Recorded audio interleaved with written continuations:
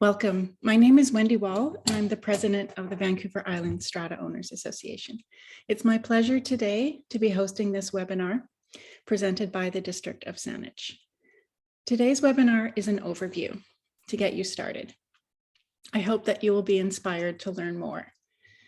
This Saturday, Vizoa launches our first webinar in a series that dives deep into the details of many aspects of rebate programs, planning and implementing EV charging infrastructure, as well as the management that your Strata Corporation will have to do in the years that follow. While you watch today's presentation, keep in mind that there's a number of factors that combine to make every strata unique. This begins with your strata plan, which determines how strata legislation and bylaws apply to your strata specifically. This will affect the decisions that your strata makes. Then consider the types of parking areas, the layout of your property, your electrical systems, and the particular makeup of the owners in your strata. There will also be financial pressures, such as high insurance premiums that some of you have experienced in the last year or so.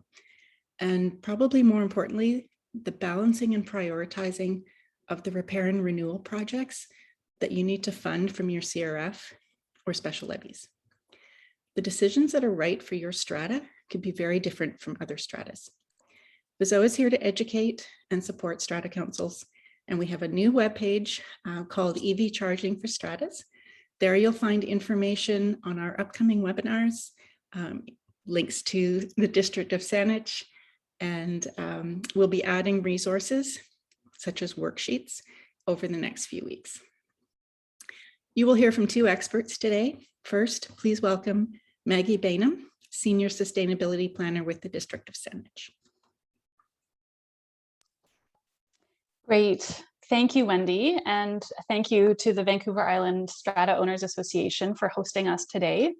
And to all the participants on the webinar who have taken time out of your day to learn more about preparing condominium strata buildings for EV charging. So as Wendy mentioned, I'm Maggie Baynham. I'm the Senior Sustainability Planner with the District of Saanich. In light of the need for urgent climate action and restoring the health of our planet, I can think of no better way to start this meeting than to respectfully acknowledge the traditional territories of the First Nations that have been caring for this little slice of paradise on Vancouver Island for generations upon generations. The District of Saanich lies within the territories of the Lekwungen speaking peoples, known today as the Songhees and Esquimalt nations, and the Wasanich peoples, known today as the Sartlip, Pakwachin, Sayout, Sekam, and Malahat nations. So here is the agenda for today's session. Brendan McEwen from AES Engineering will walk us through most of the content today with a bit of background and context on EVs and where the market and policy is heading, and provide info on EV charging and the technologies that are enabling more cost-effective and efficient installations in existing buildings. He'll provide an overview of the process and the resources available, and then I'll wrap it up at the end with a bit more information on some forthcoming resources, and we'll hopefully have some time at the end to take some questions from the Q&A box. So please enter them there throughout the presentation and as they come to you. Before I hand it over to Brendan, I wanted to say a few words about Saanich's interest in supporting multifamily buildings and getting EV charging.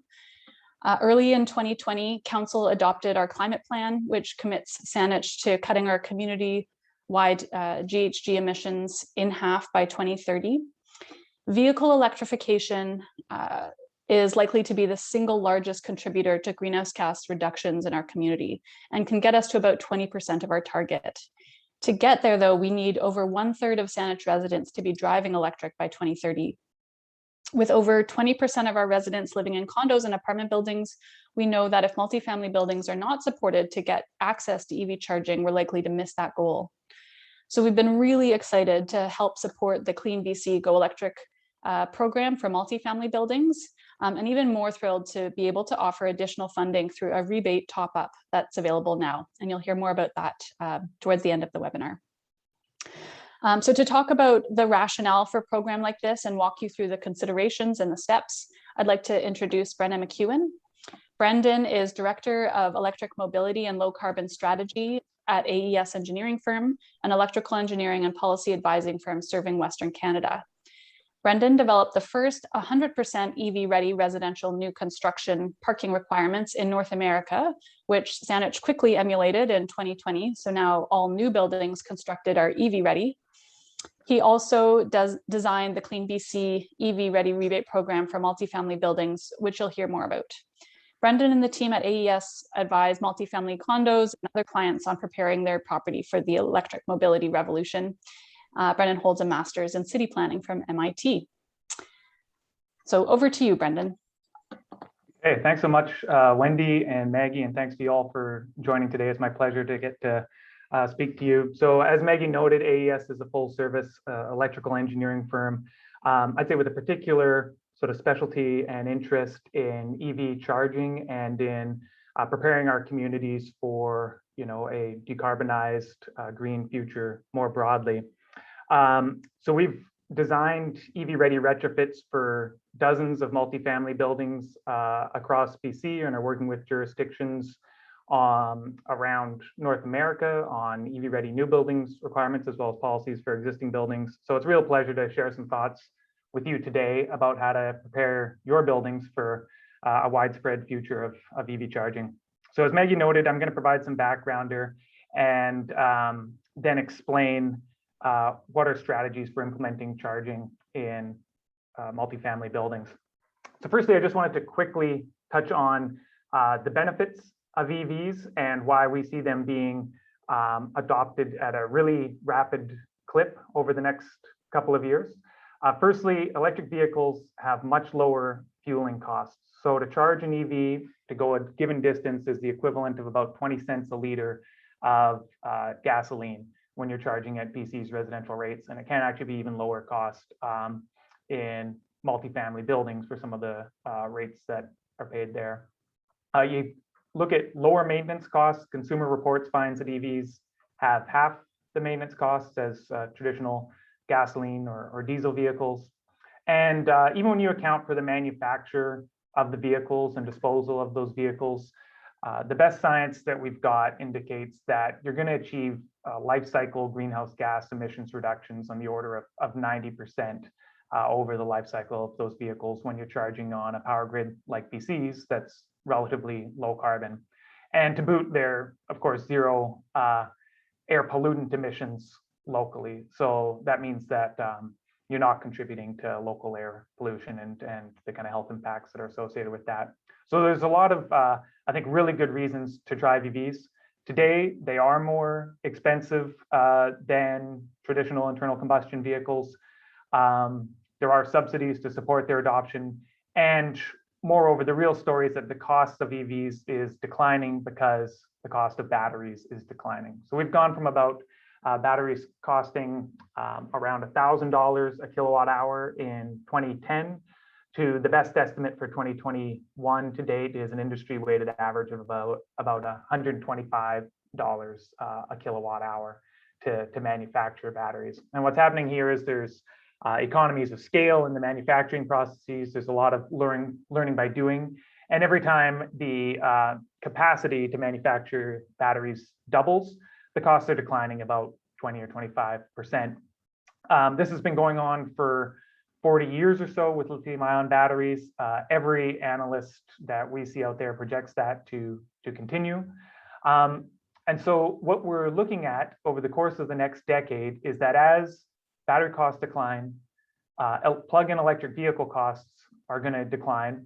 And at some point in the next 5 years or so, they're going to reach the same costs without any subsidies, and subsequently be even lower cost than comparable vehicles that are powered with gasoline or with diesel. So this graph was put together by the International Council on Clean Transportation. They're a prominent NGO. There's many other analysts out there that are telling basically the same story.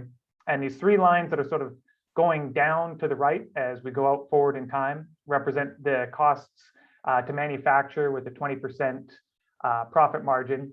A plug-in electric vehicle with 400 kilometers worth of range, one with 325 kilometers worth of range, and one with 250. And then that compares to the slightly increasing cost of a conventional gasoline vehicle. And you're seeing at about 2026, 2025, that these EVs, even without any incentives, are going to be the same cost and subsequently lower cost due to those conventional gas vehicles.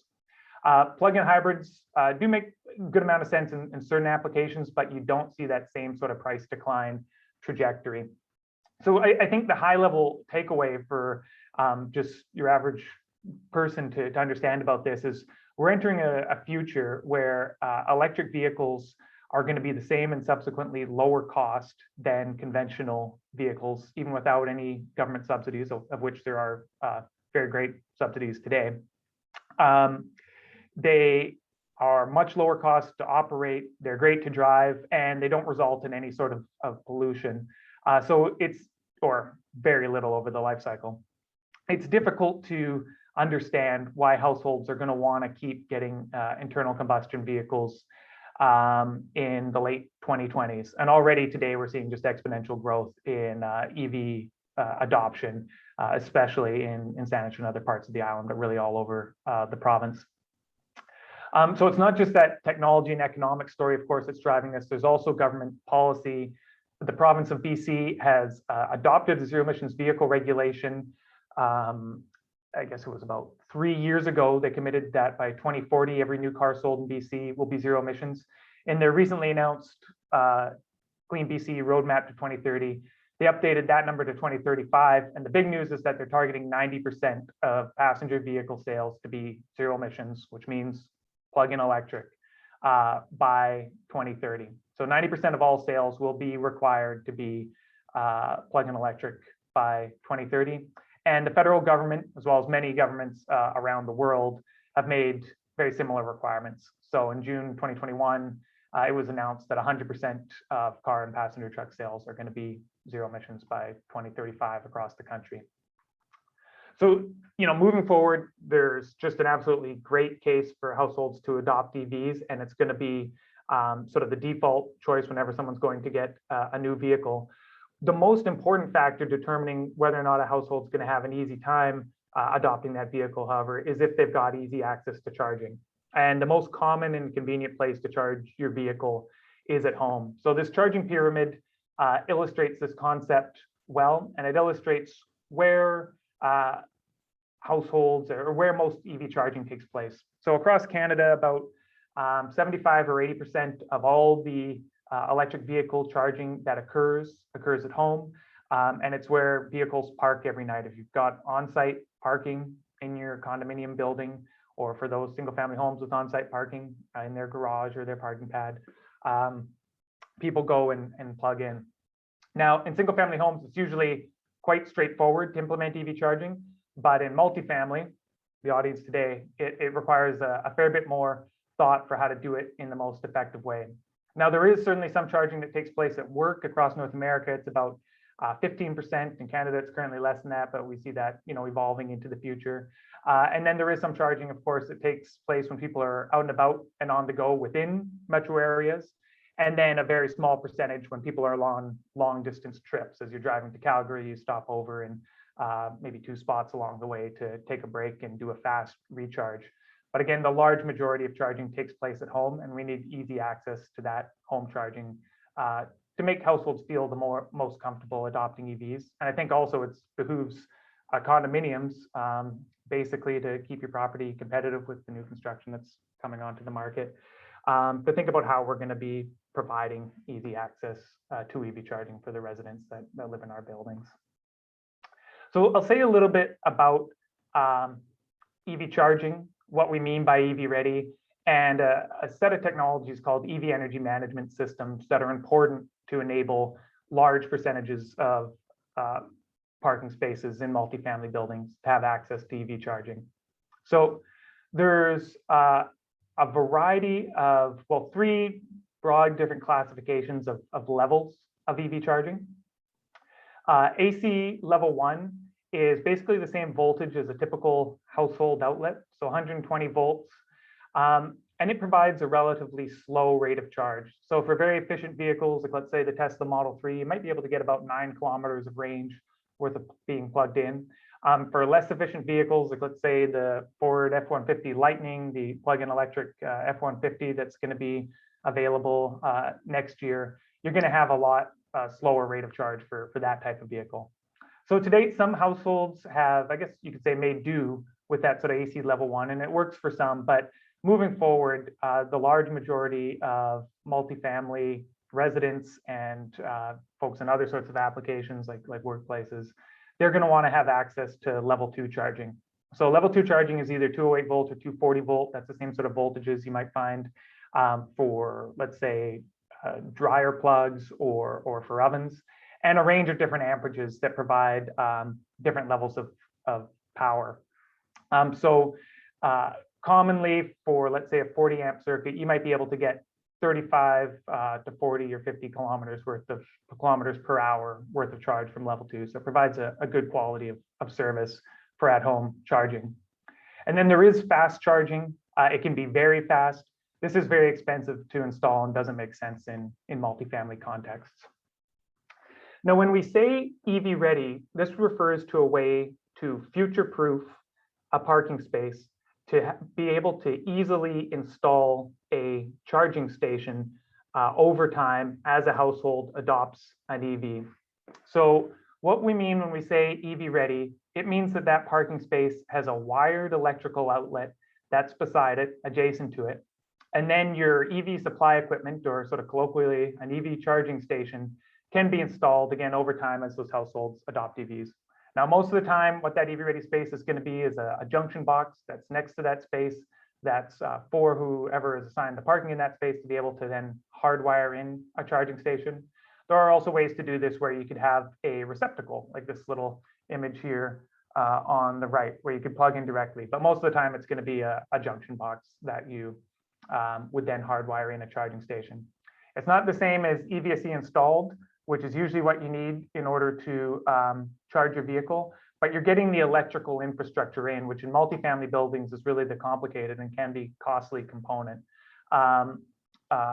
ahead of time to make for then a very simple process for households to be able to charge their vehicles as they adopt EVs. Now, I mentioned that EV energy management systems are an important technology to enable, let's say, all parking spaces in multifamily buildings to be EV ready and to ultimately feature EV charging. So EV energy management systems, or EV EMS, basically monitor and then control EV loads. And what they can do is reduce the amount of electrical capacity that it requires to charge EVs, and then the associated costs of making those electrical upgrades. And you can provide for greater amounts of EV charging a higher number of EVs with a finite limited amount of electrical capacity that we find in all existing buildings. There's only so much capacity that you can devote to EV charging in these buildings. And the other thing they can do is manage those EV loads to sort of maximize value. So if the building is subject to demand charges, which under a lot of utility rates they are, it can control what's the peak level of usage that the building's using in order to help minimize those sorts of demand charges. And in the future, they can time charging to align with when power is lowest cost if we move towards systems where the cost of power varies over time.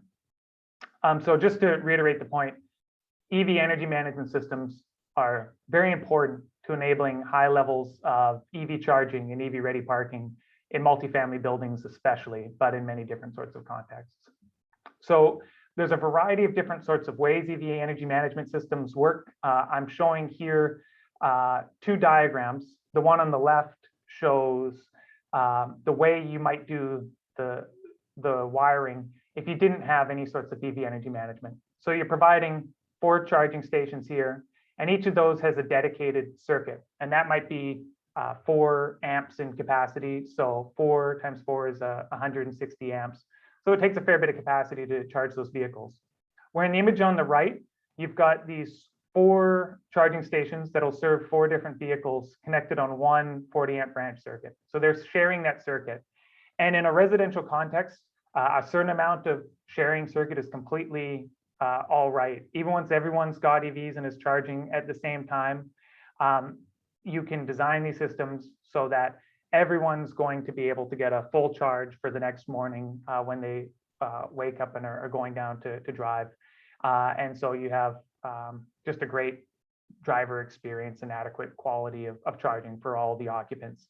You can get away with a certain amount of charging, and that depends on basically how far vehicles drive in a given location, as well as things like the demographics of the building and what types of vehicles folks are driving.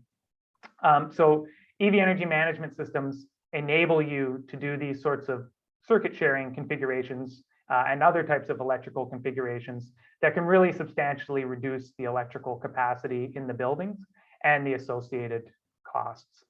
So apologies, this slide is a little bit of an eye chart. There's a fair bit of text, but this is basically showing in the rows here, 2 designs for a multifamily building that we did EV ready retrofit planning for. That shows the cost and implications for the end users for systems where we're trying to make all the parking spaces EV ready and ultimately feature EV charging, again, as those households adopt vehicles. So this analysis was done for a multifamily building in Vancouver.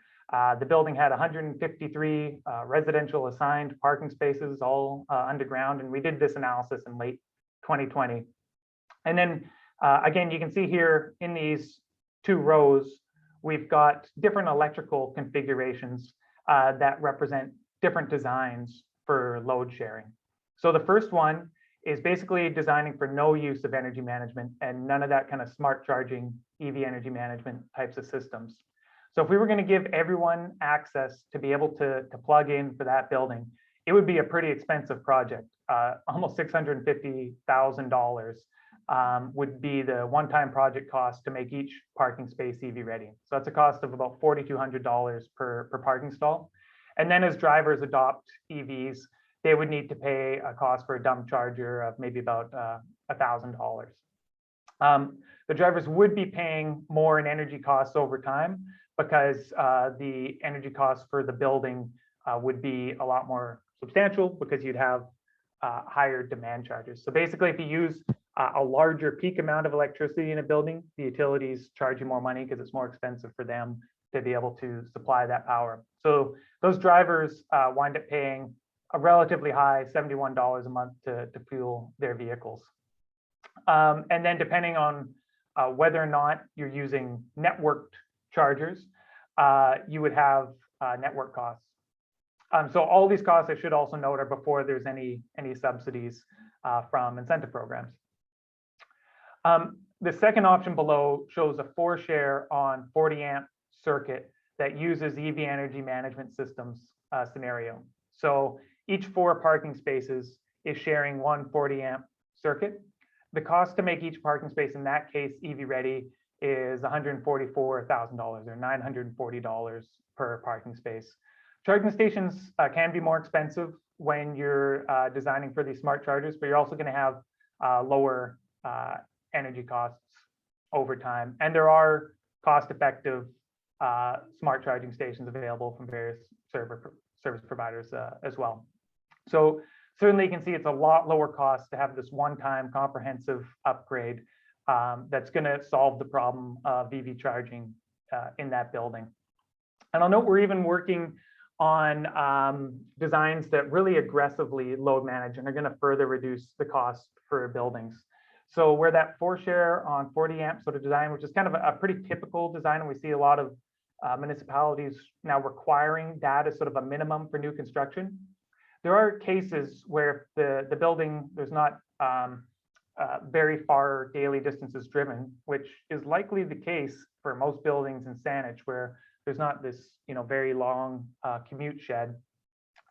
Then you can get away with even more sharing. So maybe 7-share on a 40 amp circuit or 12-share on 60 amps based on modeling we've done can be viable for some buildings. Then you get that cost per stall even lower and slightly lower energy costs over time.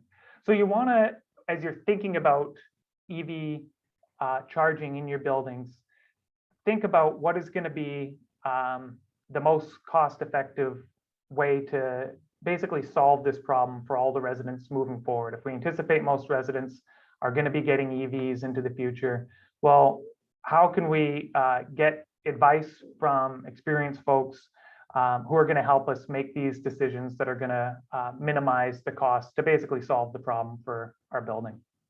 So I want to switch now to speaking about strategies to retrofit EV charging into multifamily buildings. And broadly, there's two models for how buildings have done this. Again, apologies, there's a fair bit of text on this slide, but I'll try to walk you through it. So the two different ways you can provide EV charging in multifamily buildings. I'll start with number 2 first. So in previous years, this was probably the most common way to do things, although we're seeing a real rapid shift over to comprehensive EV-ready retrofits, which I'll get on to momentarily. But number 2 here is basically adding a couple of charging stations at a time. So what some condominiums and also rental buildings has done is add maybe 1, 2, 3, a couple EV charging stations in parking that can be accessed usually by multiple residents in the building. So some have chosen to put this into visitor parking, and they'll add a few charging stations at a time. The average cost to do this in BC, and it'll really vary, like each building's different and the sort of the nature of the electrical renovations that you need to do this for will vary, but the average cost to do that kind of addition has been about $8,000 per charging station to add, let's say, a charging station or two in your visitor parking. And it's basically, you need to mobilize contractors. There's not necessarily any sort of economies of scale, and you're not taking advantage of load sharing. So you're paying a fair bit per parking space, although maybe it's going to be something like an $8,000 to $30,000 upgrade. Still a fair bit of money, but potentially less than you're going to pay if you do a comprehensive EV-ready retrofit in terms of that first one-time cost. So that comprehensive EV-ready retrofit, what you're doing here is doing a detailed feasibility assessment and plan, and ultimately implementing that project to make all parking spaces EV ready, or at least one per residence or some other value potentially. So the idea of a comprehensive EV ready retrofit is it's a one-time major project that's going to future-proof all the parking spaces for easy adoption of EV chargers at their parking spaces over time. So there's sort of some different implications between these two options. That comprehensive approach, it will be more money upfront one time. It's also likely to be the most value over, let's say, the medium term to certainly longer term for the building, because you can get to a lot more sort of cost-effective future-proofing of all the parking spaces versus doing this incremental approach. That incremental approach really does risk having some stranded assets. Now, that's some buildings can live with that, but there's a chance that you're going to be using up what available electrical capacity you have in the building in an inefficient way. And then in a couple of years, when you're needing to expand, you might find, oh, well, shoot, we need to rip out that electrical wire because it's not going to the right place, or it's too much capacity is allocated to too few parking stalls. So there's those challenges. Whereas when you plan for it comprehensively upfront, if you've got a skilled designer associated with the project, they can certainly avoid those types of issues. I will say having charging in your regular assigned parking space is a lot more convenient for drivers usually than needing to coordinate sharing between neighbors. Now, sharing between neighbors in a commonly accessible parking space certainly can happen and does happen. If you were going to make the most efficient use of that infrastructure, you'd probably need to sometimes be moving off the parking space in the middle of the night, which practically doesn't really happen. It's not reasonable and realistic to assume people are going to be moving and swapping their vehicles at 2 a.m. So with different sorts of scheduling apps and that kind of thing, it's possible to use those types of systems, and some buildings have done it, but this will tend to be a lot more convenient for drivers just to go park where they always park normally, and then take 3 seconds to plug in their vehicle. And as I mentioned, just when you look at the life cycle costs, generally assuming that there's a significant proportion of the vehicles in the future in these buildings are EVs, for a lot of buildings, you're going to have the lowest life cycle costs when you do these sorts of comprehensive EV ready retrofits. Now, there are some exceptions if you don't expect your building to be around in 5 years, 10 years, potentially in those types of cases. But I think in a good number of them, that can be definitely the right approach, and one that we tend to recommend to our clients. There are also implications with surface parking, providing an electrical wire to any parking space and ultimately installing a charging station is usually going to be more expensive with surface parking. And so doing those sorts of comprehensive upgrades would also be more expensive in those cases. That being said, if you were to try to incrementally do it to ultimately have charging at all those parking spaces for surface parking, it'd be even more expensive. So each building is different, but we do think that for an awful lot of buildings, there's real value in considering that sort of comprehensive EV ready retrofit approach. The province of BC offers rebates for each of these different types of approaches. So for a number of years, they've offered the standalone EV charger rebate, and that provides $2,000 per parking station, up to a maximum of $14,000 per multifamily building. You should note that these stations do need to be networked, so they need to be able to communicate across a network like cellular or wireless. Those tend to be a little bit more expensive, and they're also capable of EV energy management typically. So you can't necessarily install just the cheapest charging station. The EV Ready rebate program has been available at the provincial level since, I suppose, in its current iteration, April. It was available very briefly for a couple of months before that, but now it's in the market and having a lot of success. There's a lot of buildings that are taking advantage of it, and we're really excited to see how it's supporting residents in multifamily buildings get access to EV charging. So the way this program works is as follows. It is intended to support buildings to implement EV ready upgrades where you're providing at least one EV ready space per residential unit, and you can certainly also make all parking EV ready. It provides up to $3,000 for an EV ready plan, which is a feasibility assessment, essentially to determine what are design options and how much is it going to cost to make each of those parking spaces EV ready. And then a condominium can use that information and at an annual general meeting or special general meeting decide to pursue that upgrade. It provides $600 per parking space, up to 50% of the cost, and up to $80,000 for the whole building. So that can cover half of the cost of doing this type of work for buildings that are less than, let's say, about 100 or maybe 150 units. And those buildings are also eligible for the $14,000 for charger rebates as well. Now, Saanich, I think, has done a great thing, and they've topped up these rebates. So for those residents in Saanich, the district is offering an additional $1,000 for the EV Ready plan, and also $100 per parking stall top up to the EV Ready infrastructure upgrade. So that's an additional $100 per parking stall on top of that, $600 per stall, up to 80 grand for the building. So I'll say just a little bit about planning a comprehensive upgrade. The first thing you want to do is undertake this EV Ready plan. So get an entity, AS, we're doing these for dozens of buildings that know what they're doing and know about providing EV charging in buildings to do this assessment for you. Then once you've got that EV Ready plan in hand and you know what are the sort of conceptual designs and associated costs to make the building EV ready, you're going to need to consider with your building whether or not to implement that and when to do it. And that'll usually require voting at an annual general meeting or a special general meeting. After that, there I guess always needs to be detailed electrical design that's done. And we certainly feel like you should have an electrical engineer on board to do that detailed electrical design, and have a competitive bidding process and award the construction work to an electrical contractor.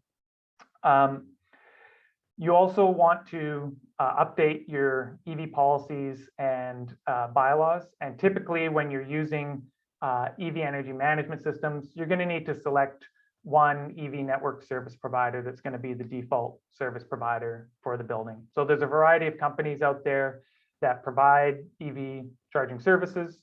They'll sell you the EV chargers, and they can also take care of things like reconciling Strata's costs for the electricity that's used by individual drivers. So a driver will have an account with an EV charging service provider and pay that charging service provider for the amount of electricity they're using, and then pay that back to the Strata. So you'd be engaging with an EV charging service provider. Typically, the professionals that are working with you on the projects can provide advice about what are your options for those EV network service providers. And then you may want to involve legal counsel about what updates to your policies and bylaws need to occur to make sure that you're fully enabled the building to manage how it's going to provide EV charging to residents. So there's questions like, who owns the chargers, who's responsible for implementing them, how exactly is electricity costs going to be reconciled. The professionals that are involved in the project can provide guidance on this, and likewise legal counsels certainly oftentimes very much recommended.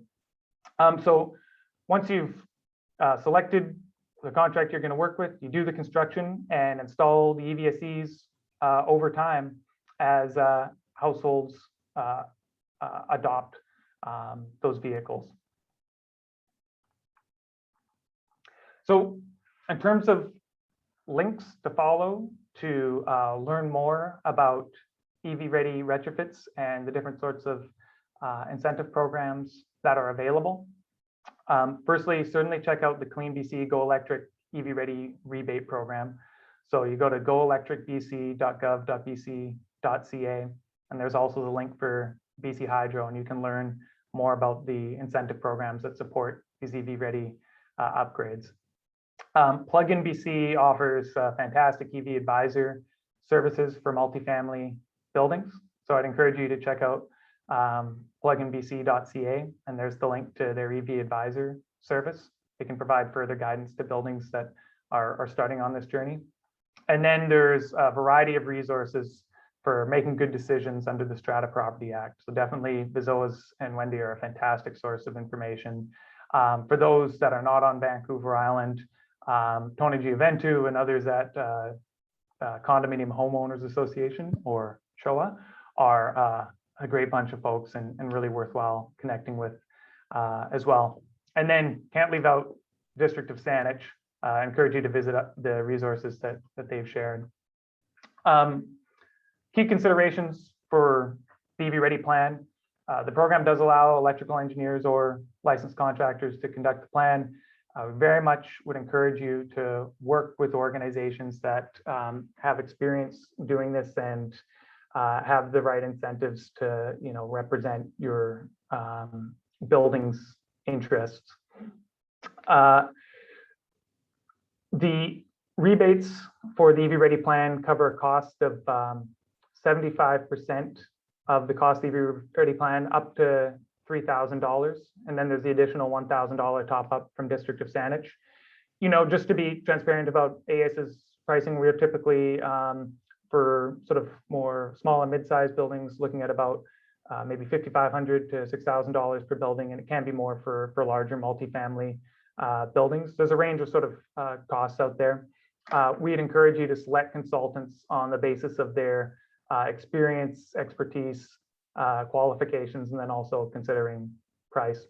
And I just also note that in addition to the costs for the electrical works to implement these sort of upgrades, legal fees can also be charged as part of the EV Ready rebates.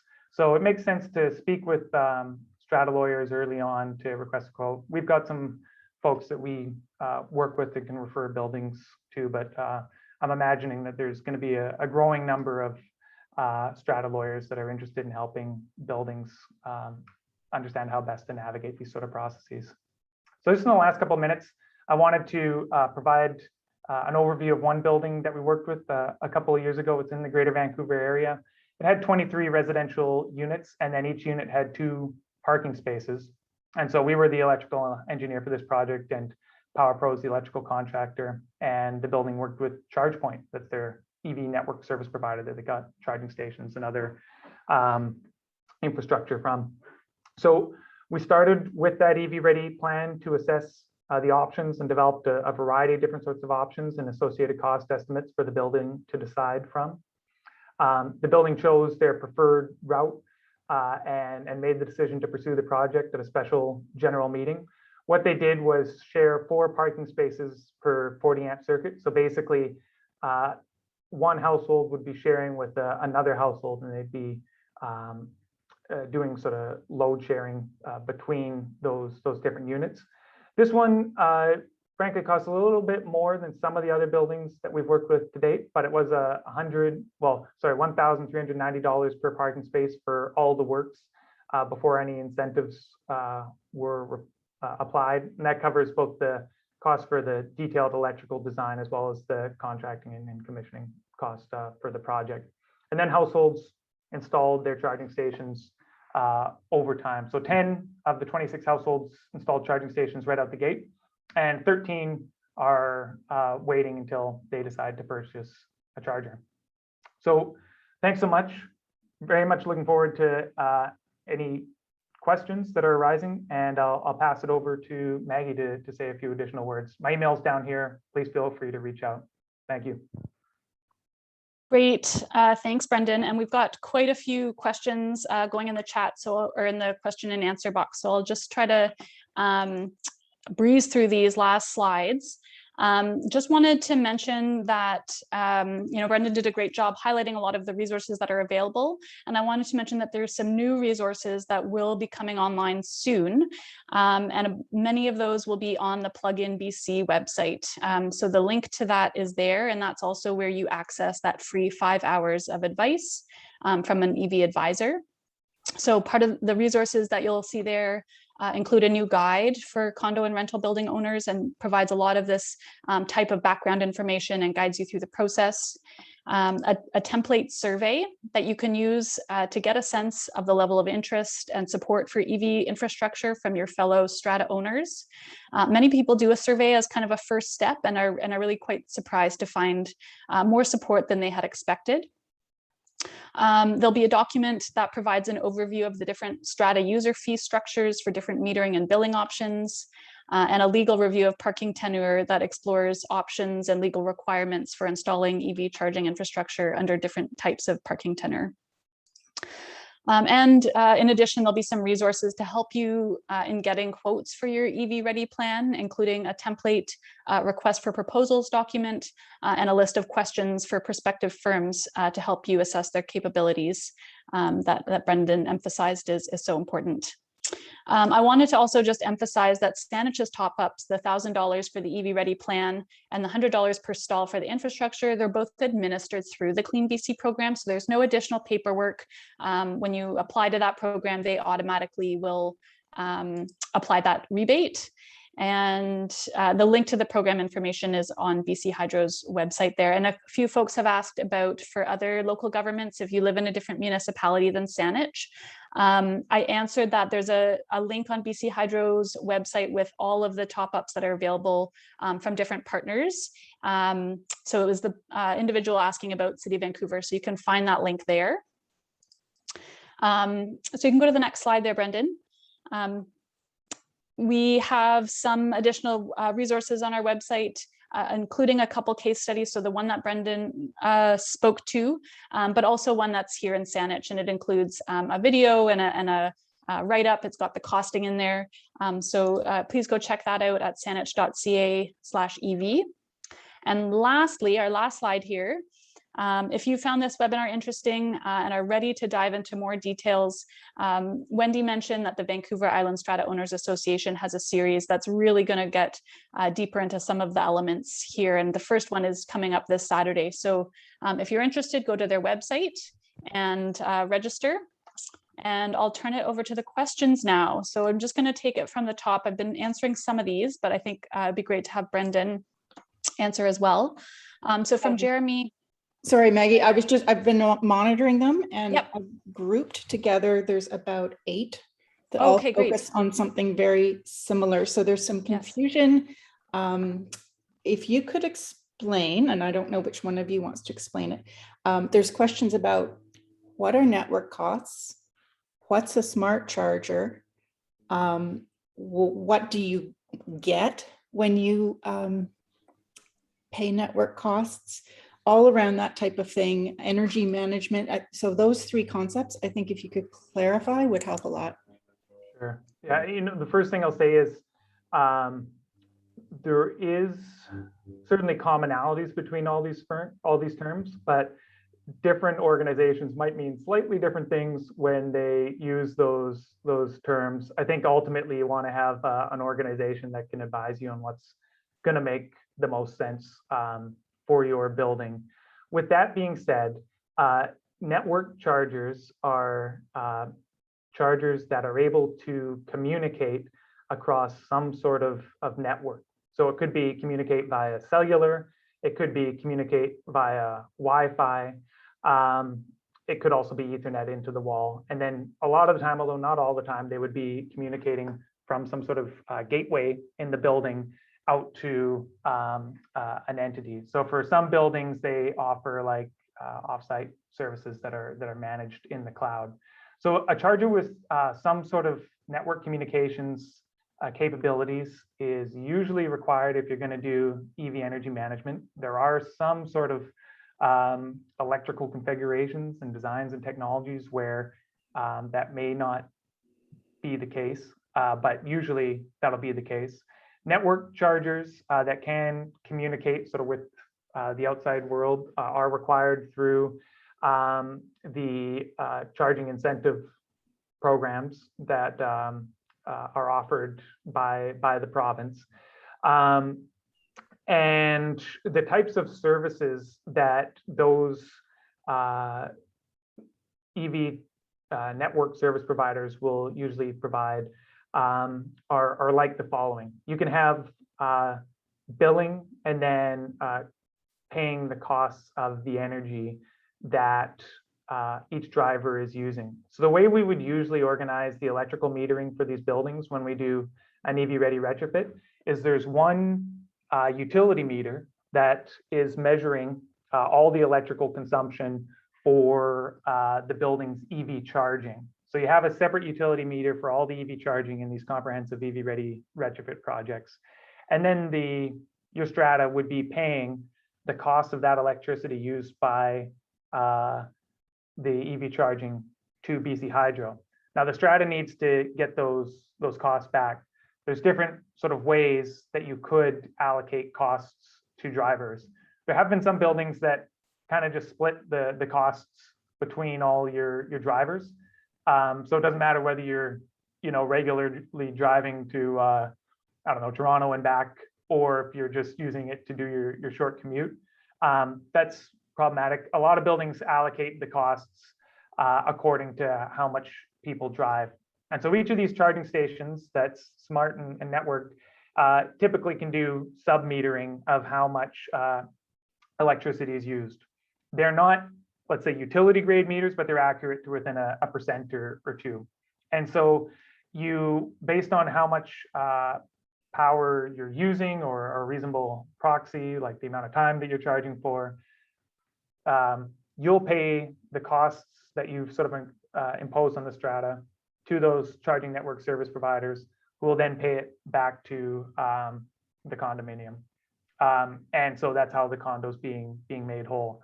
It is a pretty dynamic space. Like there, I think will in coming years be services that aren't based on sort of ongoing monthly subscription fees, that might be more just kind of pay one time for the software to do all that and essentially call the company if it breaks. But most of the way this is organized today is with a charging service provider that's kind of providing services like that, as well as things like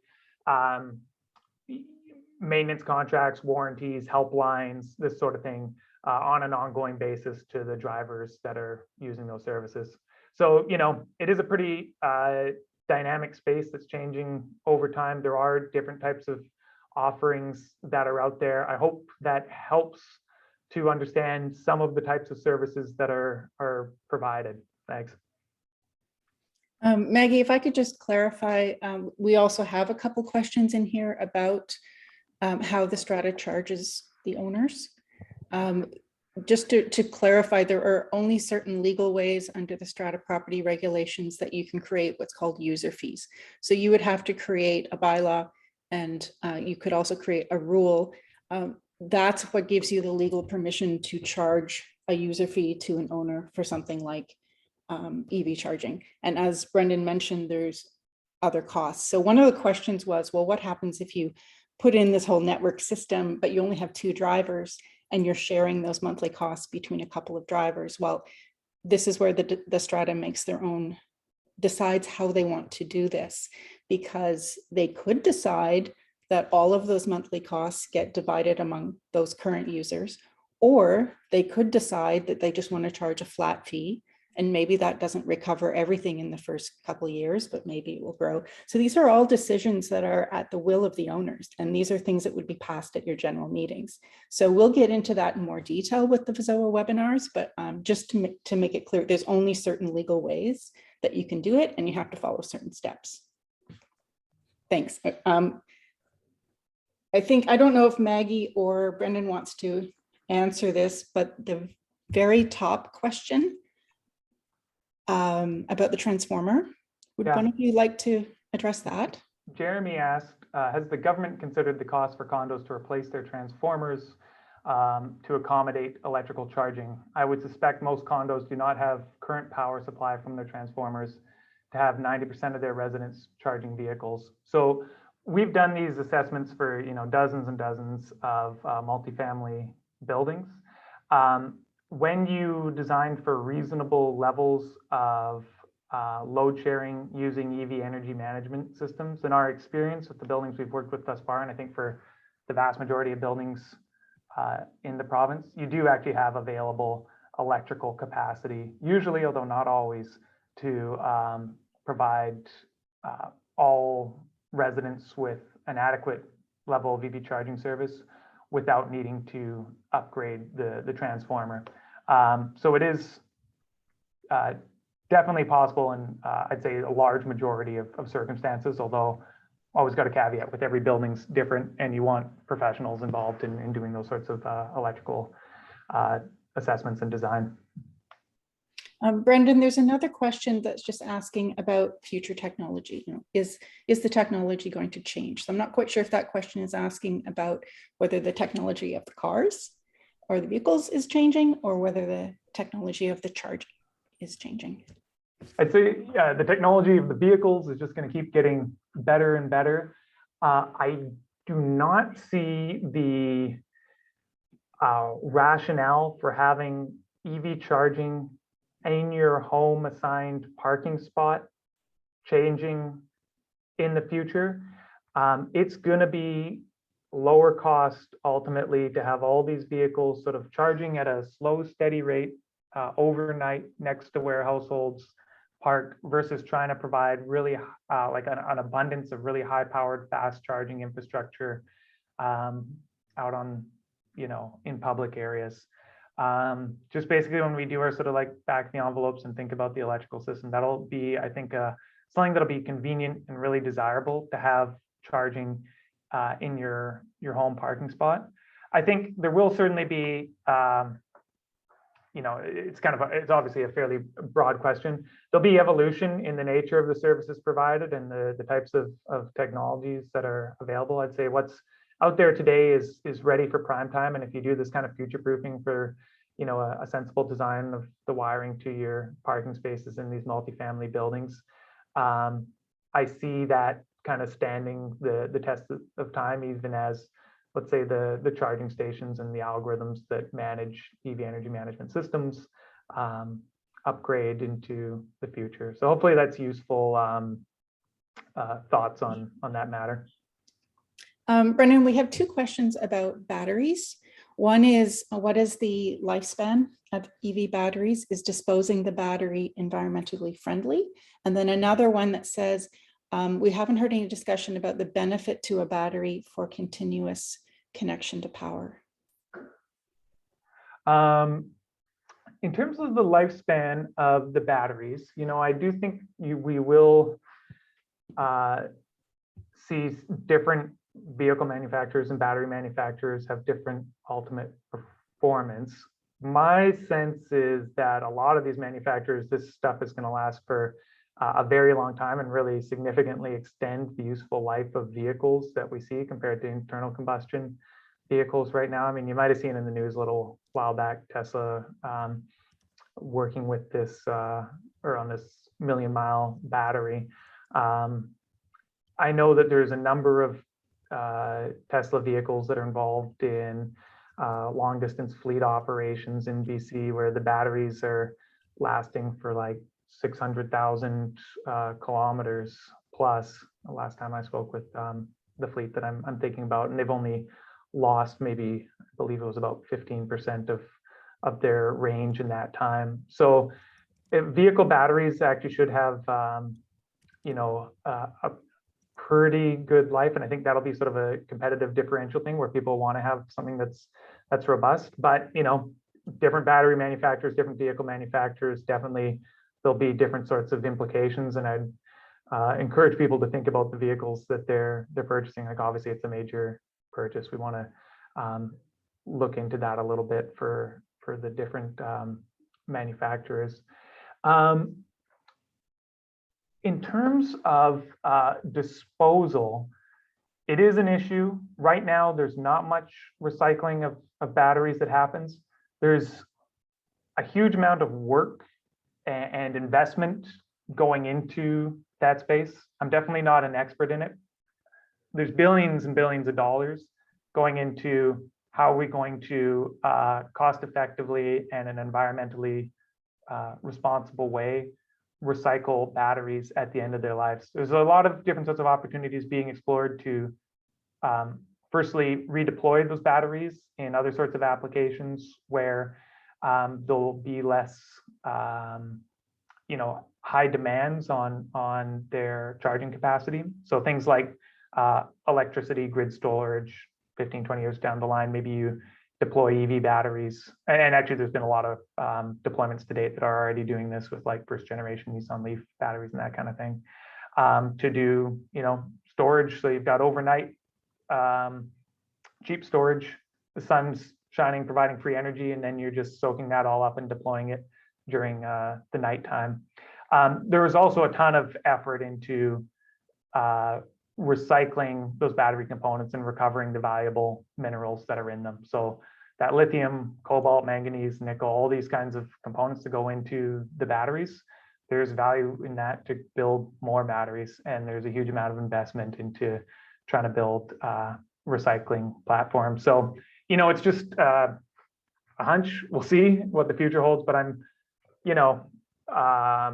relatively confident that we're going to see that move in a reasonable sort of direction, an environmentally responsible type of direction.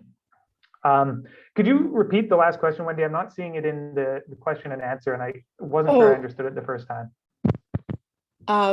About the continuous connection? Do batteries, benefit from a continuous connection? I'm not sure I understood the question. Typically, vehicles will charge continuously until you've got it to the state of charge that you would want it to be at.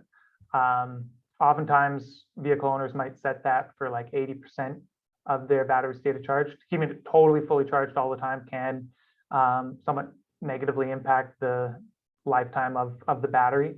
That being said, if you're going to do a really long trip the next day, maybe you sort of set on your phone, your app override, and have a full state of charge achieved.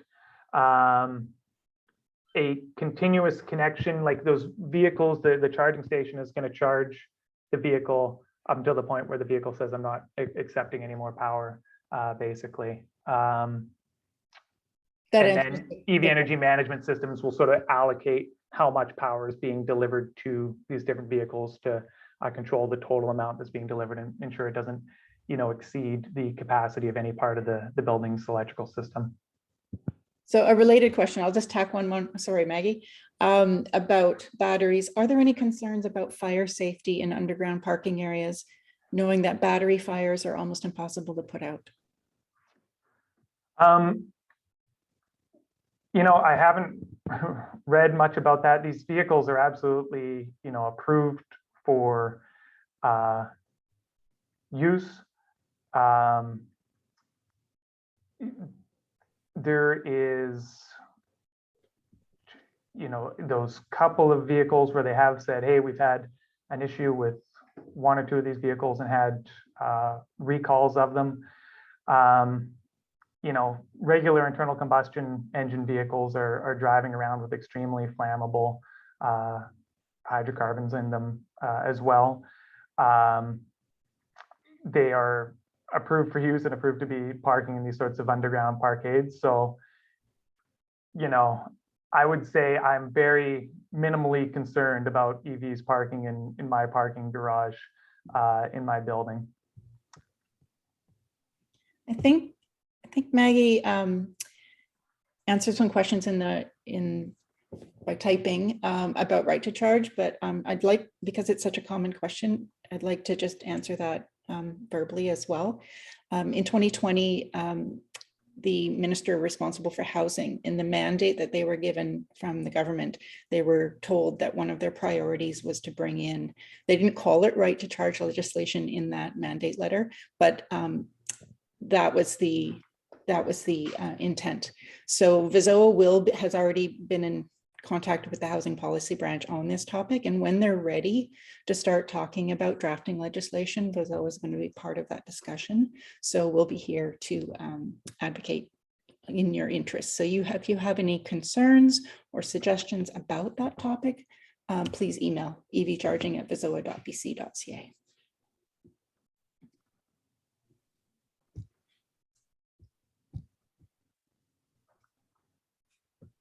One person, Brendan, we talked about the two options, doing the comprehensive project or doing the piecemeal project, a few at a time. Somebody has asked a question about combining level 1 chargers and then maybe some level 2 as well. Is that feasible, or do you have any comments about that type of approach? A couple of thoughts. One is that level 1 provides this slow rate of charge, and putting in the infrastructure can actually be, reasonably costly itself. So let's say 4-share on 40 amp configuration is usually lower cost to get to an EV ready state than it is to put in level 1. Now, when you actually need to install the charging station, that's additional cost, and vehicles come with a charger that you can plug into that level 1 receptacle and plug into your vehicle. So the drivers would ultimately have that cost. I guess it depends on the application. We typically don't advise clients to do that, just because level 2, even when you're doing heavy load management, is providing a lot greater quality of service for the drivers, because you're sharing, and it's unlikely that everyone in that building is going to need charging at the same time. So you can usually accommodate or is going to come home needing, let's say, 400 kilometers worth of range. Like, everyone's been out to drive to Kelowna and then back and onto the ferry and back home. That doesn't really happen.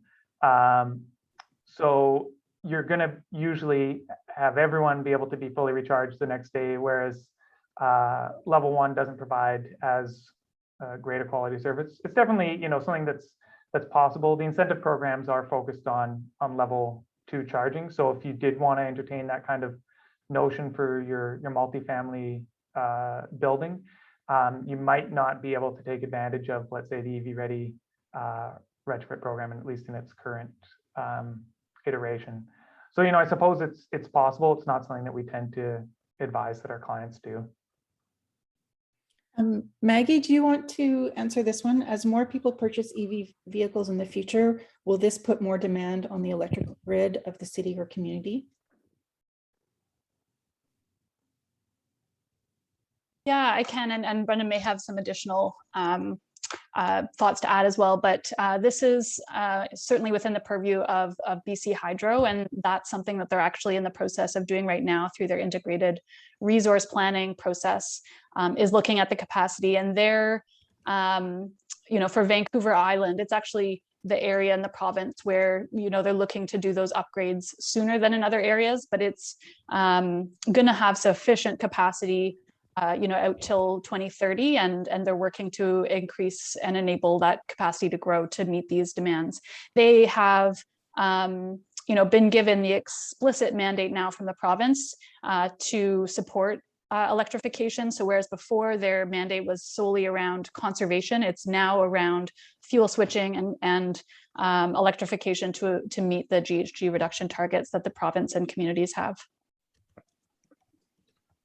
I guess I will just note that I'm quite confident we're going to be able to meet the growing electrical demand for EVs in the province and basically all around the world. EVs are so much more efficient than internal combustion vehicles that it doesn't translate to necessarily as much power as you might expect. Like once all passenger vehicles are converted to electric vehicles, it might increase the province's electrical load. Like I'm forgetting the exact numbers, I apologize, but it's about something like 15% over what it otherwise would be, right? Additionally, there's I think a lot of opportunities to use these type of smart EV energy management systems to also enable like a load profile or a load shape in the building that's advantageous for utilities to be able to cost effectively meet it. So using these types of systems, it can allow you to sort of defer local upgrades to the local distribution grids, as well as keep like the wholesale power prices basically lower. So there's a lot of kind of interesting opportunities as this becomes a larger load for utilities to provide the right kinds of incentives for their customers that, again, companies like EV charging service providers can help optimize for their clients to kind of shape their EV charging loads in ways that are going to be advantageous to the whole system. So hopefully that makes some sense to some folks on the call, but I think it's kind of a interesting dynamic that can ultimately provide a lot of value to buildings that participate in those types of initiatives.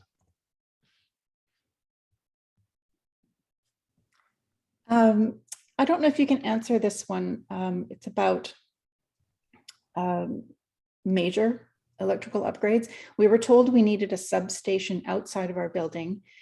Is this included in the cost estimates, and how much would it be? Yeah, thanks for that question, Nancy. I definitely can't answer that. I don't know who you were told that by and whether or not they knew what they were talking about, basically. We find a lot of the times it is possible to provide EV charging. Now, there are some buildings with legitimate grid constraints. If you want to reach out to me, maybe we can have a little bit more of a conversation about it. Yeah, it's very specific. Actually, everyone's been great today. They've been asking questions that are really useful to the group, as opposed to being too specific. I think the only other question, and again, Brendan, I don't know if you can answer this, about contractor capacity right now. Do contractors generally have the capacity to do assessments and installation right now?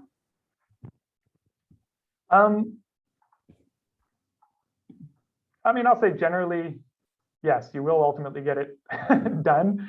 It is, construction in BC is always, a pretty serious business. But,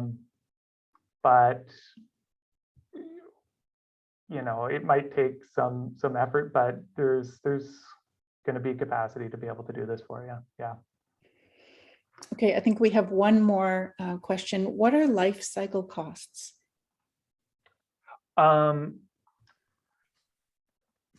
life cycle costs. What are life cycle costs? When I was using that term, I meant like the total cost for the condominium and all its occupants over time is basically what I meant by a life cycle cost. So not just thinking about like, okay, what do we need to spend in this year one or in the next like 6 months when we want to satisfy these first couple of owners who have adopted EVs, but thinking a little ways out, what are going to be the total costs for the building over time, and what's going to provide the best value for all of our residents. That's what I was trying to get.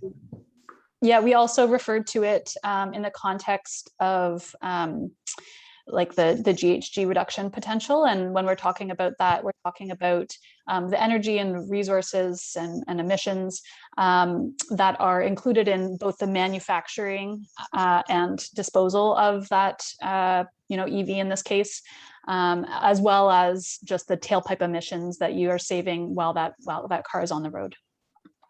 And in the Strata context, that could also be interpreted as operating costs versus capital costs. Yeah, there's a lot of ways to look at those words. Yeah, I was thinking about it from the Strata context and including your capital costs and ongoing operating costs. But yeah, I just like using the terms that we have in our act. Yeah. Someone asked if they could have my contact details. Marie, thanks for that. I just put it into the chat, just FYI, my email. Oh, I really like what Hal has just written right now about Measurement Canada. Yeah, I always say we've got 3 boxes to check off to allow us to actually resell electricity in a strata. And we only have 2 boxes checked off right now. One is that as you guys know, the Utilities Commission, in, I think it was 2018, has given us an exemption as stratas to basically be able to resell electricity to our owners. And the year before that, we amended the strata property regulation to allow these user fees to have more methods of calculation for the very purpose of EV charging coming into stratas. But Measurement Canada, as far as I know, still hasn't caught up and approved these devices. So technically speaking, no, we're not allowed to sell by the kilowatt hour, but we've got all these other methods that can basically cover the costs for you. Mm-hmm. Yeah. It was committed to by the federal government in their, I think their throne speech last year, that they will be having that in place so that you would be able to use your charger as a basically to measure specifically how much energy is used. So it's coming, it's just not here yet. And to the second part of that question, is there another way? Yes, I mean, some stratas have a revenue grade meter that is approved by Measurement Canada, but it's too expensive to put one of those in for every single charger. So quite often that's where you have the charger that only, I think Brendan mentioned this before, it only measures the electricity being used for those charging systems. And then in that case, you could, for example, split the bill every month between the users. So that's just another way of being able to meter, but then also being able to legally have a method of charging, of charging the owners a user fee. I hope that answers that question. Did you want to answer a few more, Maggie, or wrap it up? Yeah, why don't we do 2 more minutes until 1:15 and then we'll wrap it up. Okay, the list is pretty short there, so dive in and pick whichever ones you want. Sure, so there's one here about handling cold and hot temperatures, and that is certainly a consideration. You lose considerable range if you, you're in, sub-zero temperatures, or, you're driving through a heat dome. There is actually, maybe I can, I'll have to find it afterwards. There's a really neat tool that I've found where you can actually look at the range by different vehicle types and how they're affected by basically scaling up and down the temperature. We're lucky here in, the Victoria region that we have a very mild climate. And it's really not going to be an impact the distances that you can drive, 99% of the time. There's one more thing I wanted to throw in there just as a clarification. Please don't put EV charging in your visitor parking stalls. There's two different legal reasons why that's not a great idea, and that's something that we'll be discussing in one of our BZO webinars. That's my last 2 cents.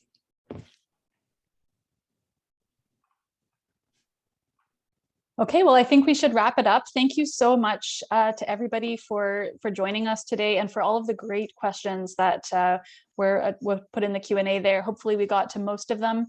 Feel free to follow up with any of us after the fact if there's more details that you're looking for, and to go to our website to find the copy of these slides to get all the resources that we mentioned.